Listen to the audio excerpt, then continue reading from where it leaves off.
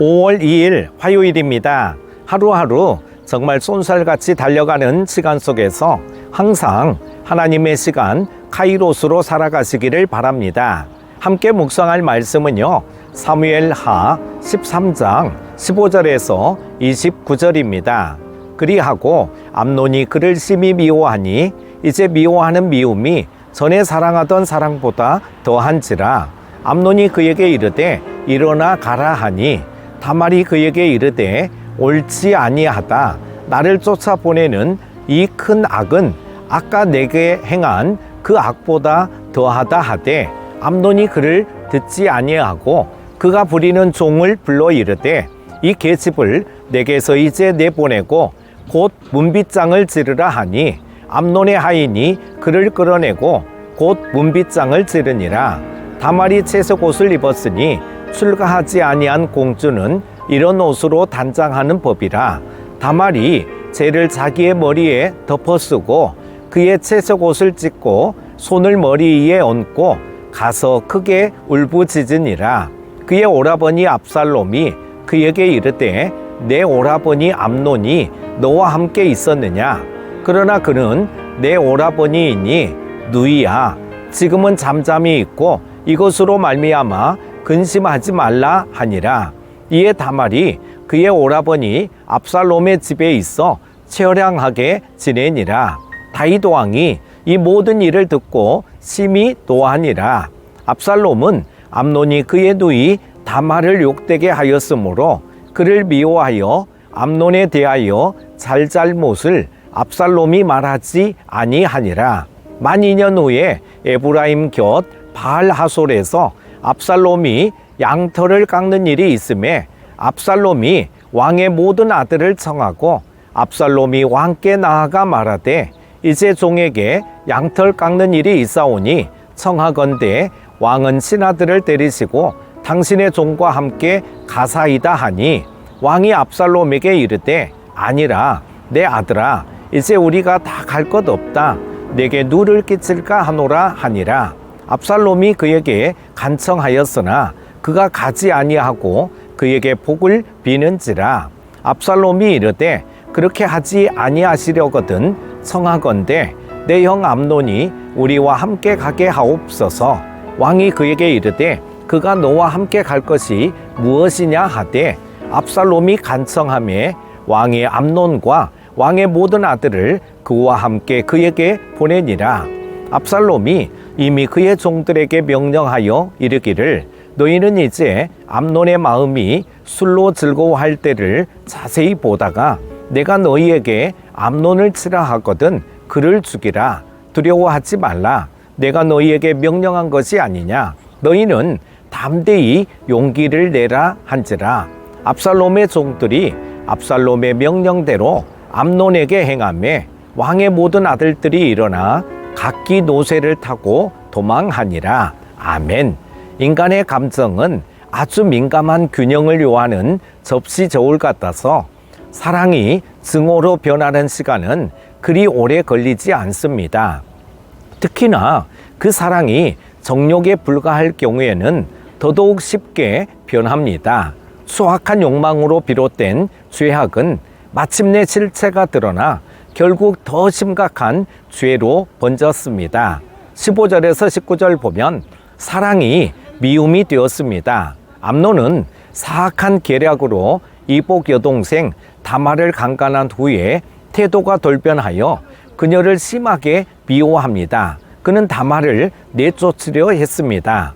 당시 문화에서 여인이 그런 식으로 버림받으면 제대로 삶을 영위할 수 없기 때문에 다말은 자신을 그렇게 내쫓지 말아달라고 부탁했습니다. 하지만 암논은 사람을 시켜 그녀를 끌어내고 문빗장을 질렀습니다. 다말은 재를 뒤집어 쓰고 옷을 찢으며 울부짖었습니다. 그녀는 평생 억울함과 상처를 짊어지고 살아야 하는 비참한 신세가 되어버렸습니다. 암논은 회개의 기회를 영영 닫아버리는 문빗장을 질렀습니다. 결국 암논은 그 사건으로 인해 살해당합니다. 하나님은 회개의 기회를 주십니다. 하지만 양심의 문빗장을 걸어 잠그고 회개의 자리로 나아가지 않는다면 그 행동의 결국은 사망입니다. 두 번째는 20절에서 22절 말씀 보면은요, 커져가는 분노와 증오에 대해 말씀합니다. 압살롬이 다말을 위로합니다. 하지만 그 위로의 말에 석연치 않은 부분이 있습니다. 암논은 너의 오라버니이니 지금은 잠잠히 있고 이것으로 인해서 근심하지 말라는 것이죠.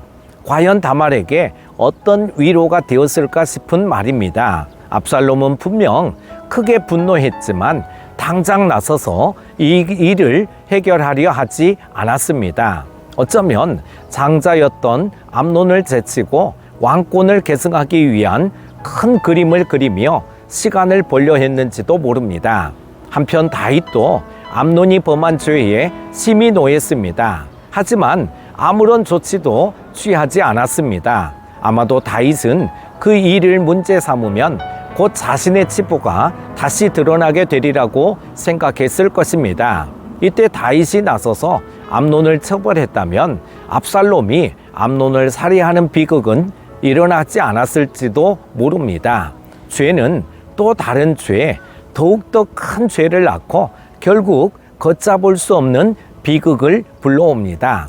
그 사슬을 끊는 것이 범죄 당사자의 회개와 다른 지체의 올바른 책망입니다. 세 번째는 23절에서 29절 보면은요, 증오가 살인을 낳고 있는 말씀입니다. 압살롬이 암논 살해를 계획하는 가운데 2년의 시간이 흘렀습니다. 압살롬이 배설한 잔치에서 암논이 술에 취하자 압살롬은 종들을 시켜 압살롬을 살해합니다. 어쩌면 왕위 계승의 가장 큰 라이벌이었던 암논이 자신의 여동생을 강간했으니 그를 제거할 더할 나위 없는 명분이었을지 모릅니다. 하지만 어떤 핑계를 대도 암논을 살해한 것은 명백한 죄이자 하나님을 멸시하는 행동이었습니다. 하나님은 공의로우시며 그 행위대로 갚으시는 분입니다. 하나님의 공의를 진정 믿는다면 자신이 나서서 복수하기보다는 하나님의 손에 맡겨야 합니다. 압살롬이 왕자를 차지하기 위해 그런 일을 벌였다면 그 또한 하나님을 멸시한 행동이죠. 이스라엘의 왕은 오직 하나님께 기름 부음 받은 자여야 하기 때문입니다. 개인의 욕망을 가볍게 여기지 마십시오. 이렇게 큰 파국을 불러올 수도 있는 것이 사람의 정욕입니다. 사랑하는 큐티 가족 여러분, 욕심은 죄는 사망을 낳습니다. 정욕은 하나님을 두려워하지 않는 마음에 무분별하게 자라납니다.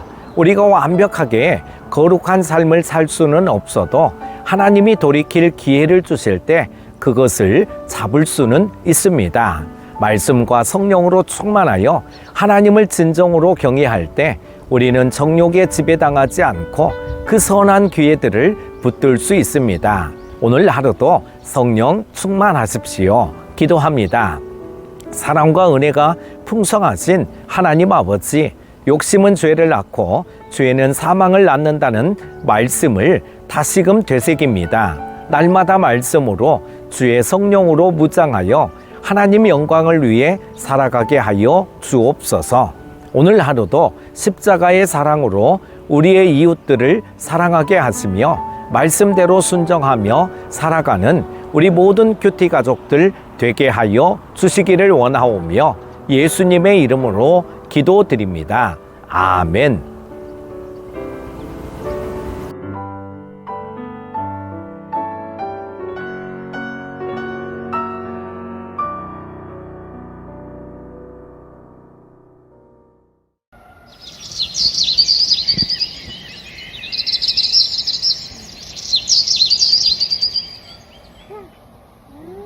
그런 때는